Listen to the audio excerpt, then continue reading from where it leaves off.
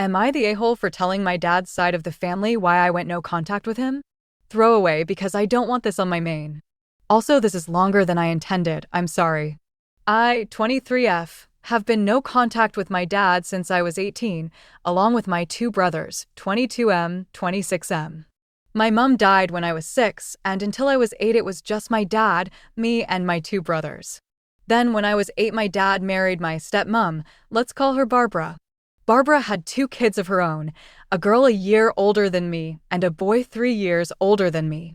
My dad quickly moved us all in together, and they decided that the sleeping arrangements would be that Barbara's 2 kids would have their own room each, and me and my 2 brothers had to share. This kinda set up the entire precedent for our new lives. From little things like Barbara telling me and my brothers off if we didn't let her 2 kids choose what was on TV, to bigger things to kids anyway, like the presents we got at Christmas and birthdays. On Christmas, Barbara's kids always had huge piles of gifts, the newest gaming stations and TVs, etc. And my brothers and I would each get little piles of tat basically. The 3 of our combined presents every year equaled one of their present piles, if that. I remember about a year into living together Barbara insisted that her kids call my dad Dad, but my brothers and I were never allowed to call her Mom. Not that we even wanted to, but she made it a point to tell us that she was just Barbara to us. My dad went along with her obvious favoritism and even began acting like it himself not long after living together. Barbara's daughter and I went to the same school and were in the same netball team, and one time when I was 14 we had a netball tournament trip to Paris, and we'd also spend 2 days at Disneyland. I was so excited for this, but then reality sank in when my dad and Barbara sat us down and told us that they only had money for one of us to go, and of course they chose Barbara's daughter. They said it was because she was older and would be leaving school next year, but this was a one-time trip that wouldn't be repeated, and both of us were players on the A team. Also, my dad worked a good job, and Barbara had money of her own from her first marriage, so they could have afforded to let both of us go. They just didn't want to. Barbara had been physically punishing my older brother for about a year with us all living together, and when I was about 10, she started doing the same to me. Then my dad decided to start doing the same to us, because we were naughty kids who needed to learn respect. I remember one time he slapped me so hard that I had a bruised handprint on my thigh for about a week. I remember it so vividly because in the changing rooms for P. or netball practice, I was always terrified that someone would see it. Barbara's children were never punished at all. Not verbally, not physically, not even a "that's wrong, don't do that," despite them being downright horrible children who tormented my brothers and I. Barbara used to punish me and my brothers anytime we did anything that she deemed unacceptable, even if her children were doing the same thing alongside us. Her favorite method of punishment was cold showers where she'd stand there and watch us while we were naked and under the cold water to make sure we didn't avoid standing under it or switch it to warm water. This went on until I was 16, and my dad knew about it and even encouraged it. If he ever caught us doing anything he didn't like, after either screaming at or slapping us, he'd call her and tell her it was cold shower time. Then when Barbara's son and daughter turned 17, my dad paid for driving lessons and eventually bought a car for both of them. When my brothers and I were 17, he outright refused to. When Barbara's son, who's the same age as my eldest brother, went to uni, Barbara and my dad paid for a 1-bed flat for him so he wouldn't have to stay in student housing. My brother, of course, had to take out a student loan and work a part-time job to even attend uni, and obviously he had to stay in student housing with roommates. When my brother was 21 and finishing uni, he was renting his own flat and was lucky enough to go straight into a full-time job, so he offered me and my brother, 18 and 17 at the time, to move in with him. We had all been sharing one bedroom practically our entire childhood and teenage lives anyway, so him only having a 1-bed didn't matter to us. We were just ecstatic to get away from our dad, Barbara, and Barbara's children. All 3 of us cut contact with our dad, Barbara, and Barbara's kids that day. Cut to last weekend. Our grandparents on our dad's side have known for years that none of us speak to our dad, but they don't know why. They invited us to one of our cousins' birthday parties at their house, and after assuring us that our dad and Barbara wouldn't be there, we decided to go. Well, as you can probably guess, they were there. I don't know if this was my grandparents' way of trying to bring us back together because they didn't know about my dad and Barbara's abuse, but either way we were all pissed off and decided to leave. Barbara decided to pass snarky comments about ungrateful children ruining a birthday and ruining family, while my dad stood awkwardly staring at us. That's when I snapped. I very loudly told Barbara, mainly the rest of my family if I'm being honest, that her and my dad were the ones ruining family. That our entire life her and my dad had abused and neglected my brothers and I, all while giving her children everything. Buying them cars and paying for uni and flats for them while making us have to work and provide for everything ourselves. Physically abusing us as kids even when Barbara's kids did something wrong, and them never ever getting any punishments. Barbara kicking off any time we spoke about our mum. Forgot to mention this part, but she hated us speaking about our mother. Like, she'd go insane and say we were disrespecting her for speaking about her / looking at her photos / asking our dad about her. After that we left, so I don't quite know what went on, but I got messages from my grandparents and my auntie and uncle all saying that, if it was true, that they had no idea and were hoping that us being together again would rekindle our relationship with our dad, but that I shouldn't have said all that in front of the entire family, and that I should have handled it privately with my dad and Barbara. I don't think I was in the wrong for saying what I did, in front of who I did, and neither do my brothers, but other family members clearly think I am. So Reddit, am I the asshole for telling my dad's side of the family why I went no contact with him? AITA has no consensus bot. OOP was unanimously NTA. Editor's note, OOP also posted the same original post onto another subreddit. I am adding the comments from that subreddit for more context. Relevant comments. OOP responds on how Barbara hates when OOP's mom is mentioned and OOP's father's relationship with Barbara's kids. OOP, also Barbara hated it anytime me or my brothers spoke about our mom / looked at her pictures / asked my dad about her. Like, she'd go batshit crazy if she even overheard us in our room talking about her. My older brother was 9 when she died, so used to tell us what he remembered of her. Even my dad didn't like it. They used to shout at us for being disrespectful to Barbara. For talking about our dead mom? Literal insanity. And Barbara's kids were encouraged to call my dad Dad within like a year of us all living together, but Barbara was very insistent that my brothers and I were to never call her anything but Barbara, not that we wanted to but girl. Chill out. OOP on feeling like an a-hole when going insane with how her family has reacted to the abuse. OOP, I literally feel like I'm going insane with how my family is acting about the entire situation. Proper making me doubt whether I'm too close to the situation to see if their points are valid or not, hence posting on here. Commenter 1. No, the situation is bad, but you told us a lot more detail than your extended family got. I think if they knew the details you shared here, they'd be appalled. But that doesn't matter, they shouldn't be treating you like this anyway. Your dad and Barbara probably made a scene once you left, so everyone feels a certain way about it. I'm so glad you moved out, and with your brothers, you 3 will always be there for each other. That's your family. Your dad abandoned you when he was all you had. He's not worth it. OOP, it sucks to think about, but there's no way they didn't at least expect what was going on. We used to spend Christmas Day at my grandparents' house all together with the family, and Barbara's kids would sit there on their new phones / gaming things while my brothers and I would be like, we had bath bombs, deodorant, and 1 plastic toy, hee. Also, my grandpa gave me a few driving lessons because he knew my dad wouldn't pay for them, while also knowing that he had gotten Barbara's kids cars a few years before.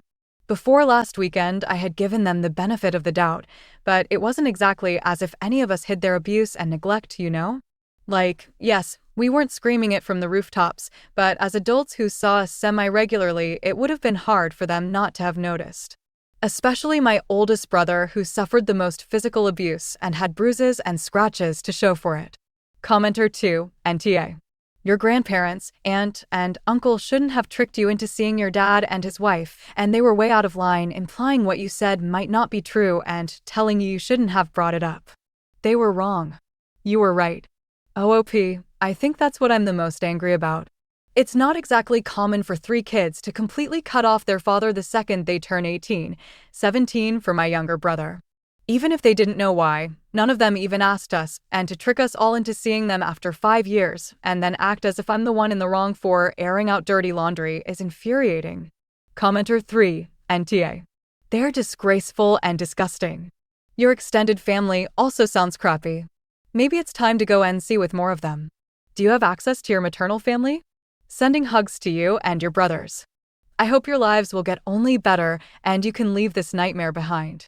OOP.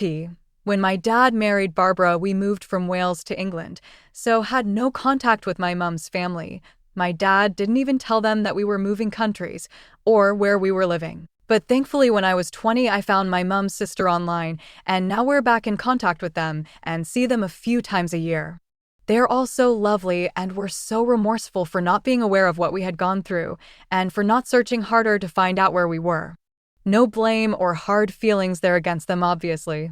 Another huge bonus about finding them again was that we were able to learn more about what our mum was like. OOP on the step-siblings being treated better than her and her brothers. OOP. They thrived off it. My stepsister, especially, us being so close in age. She used to let me play with her toys/play games on her phone, only to go tell her mum that I had snatched them off her and smirk when I'd get punished for it. All around terrible people, the 3 of them. Commenter 4, you are NTA. You told the family what your father and Barbara had done because A. Grandparents tricked you into seeing them, and B. Your stepmonster started muttering criticism of you 3 being ungrateful children. I find it hard to believe that no one in the family knew that Barbara's children were being treated better than you and your brothers. They may not have known about the punishments, but they would have known something. Didn't they wonder why you had to share a room with your brothers instead of your stepsister? Who makes different sex siblings share a bedroom if there is any alternative? They probably didn't want to ask questions. I am sorry that your father's family is only interested in the appearance of peace. You did nothing wrong. OOP, this. When we were younger, okay, but when we were all teenagers. Who the fuck looks at a 14M, 15F, and 18M forced to share a room while the other 16F and 18M have their own room and think, yeah, that makes sense. Update, next day. Firstly, thank you to everyone who left kind comments on my original post, and also to the people who shared their own abuse stories. I know even typing it out is tough, and I hope every single one of you are doing well now. So, I am so mad. I created a group chat with my dad's side of the family and sent them this post, along with a copy and paste of what I said in case they didn't click on the link, and also another message detailing some other abuse we all suffered that I didn't want to include in the post. My brothers also did this. And the overall response was that they were pissed off at the replies more than the actual content of my post. My auntie's first response to seeing the post was, "Why are you posting family drama online for strangers to butt in and call us a-holes when none of them know us? Not, OMG, you were abused. Just, how dare these people on the internet think I'm a crappy person?" She also went off on me a bit because she saw some of my replies, one of them about how I now suspected they all knew all along, and had the effing audacity to say, "You were always clothed, fed, and had a roof over your head." As if that makes all the abuse and neglect okay? And even those stupid points had conditions for the 3 of us. So hi, Joe, I hope you're also reading this update. F you, smiley face. My gran said she didn't think it was as bad as that, basically admitting that she knew it was at least somewhat bad, and did F all about it. She also suggested that we all sit down with my dad and talk, that your dad's a well-meaning man. No. This makes me even more angry that she tricked us into seeing our literal abusers again, considering she at least knew some of it. Overall, the close family, grandparents, aunties, and uncles, outed themselves as crappy humans who knew the entire time that at least some form of abuse and neglect was going on, but were more angry at me for outing it, especially to strangers online. That's really pissed them off, and still believe I ruined my cousin's birthday party for airing out my dirty laundry. The 3 of us have blocked them all and no longer want anything to do with them. Thankfully, though, our older cousins and one auntie are on our side. My auntie said she's disgusted at my dad, along with her other siblings, auntie and uncle, after finding out that they knew or at least suspected something was wrong with our childhoods and their responses to me sending the post, and has since apologized to my brothers and I for the way we grew up. I really hope she's sincere and actually had no idea, so for now we haven't gone NC with her. But we're also somewhat cautious, because I'm still struggling to understand how she couldn't have known at all about anything if it was apparently a known secret within the family. I think we're going to keep this relationship as strictly an over-the-phone relationship, at least for now anyway. So yeah, TLDR, turns out the majority of my family are shitty abuse enablers who turned a blind eye to 3 kids getting abused their whole lives because at least we had food and shelter, and are still siding with said abusers because they apparently think outing abuse in public is worse than the abuse itself. Relevant/top comments. OOP on if she has relationships with her maternal side of the family? OOP. When my dad married Barbara, we moved from Wales to England, so had no contact with my mum's family. My dad didn't even tell them that we were moving countries or where we were living. But thankfully, when I was 20, I found my mum's sister online, and now we're back in contact with them and see them a few times a year. They're all lovely, thank God. Commenter 1. From a total stranger. Hey Joe, and the rest of your shitty family. Hope you all rot in hell, or if that doesn't exist, may you always be itchy. Good for you, OP. Your father and his family are assholes, and don't deserve to be a part of your life. I wish you healing and a life of peace going forward. Commenter 2. Yep. That's exactly what I said on your first post. They're mad you brought it up because then they can't pretend they didn't see anything. Abuse is noticeable from the outside. Not glaring and obvious most of the time. But the signs are there if you're paying attention. They saw them and did nothing. I know what a mind F this is. I was sexually abused for years as a child. My mother knew and did nothing to stop it and lies about it to this day. I went full no contact because how could I not? How are you supposed to heal and grow when the person/people who should have protected you didn't give two shits? It messes with your mind. You deserve therapy and a safe place to unpack these feelings. You did nothing wrong, and your family absolutely failed you. I wish I could give you a hug. I'm so sorry you're going through this. Be soft and gentle with yourself. This is not normal stuff to have to go through and process. Edit to add, F you, Joe. You are as responsible for this abuse as those who carried it out. You were one of the few adults that was supposed to protect this child. You failed miserably, and I'm so glad you're finally being called out for it.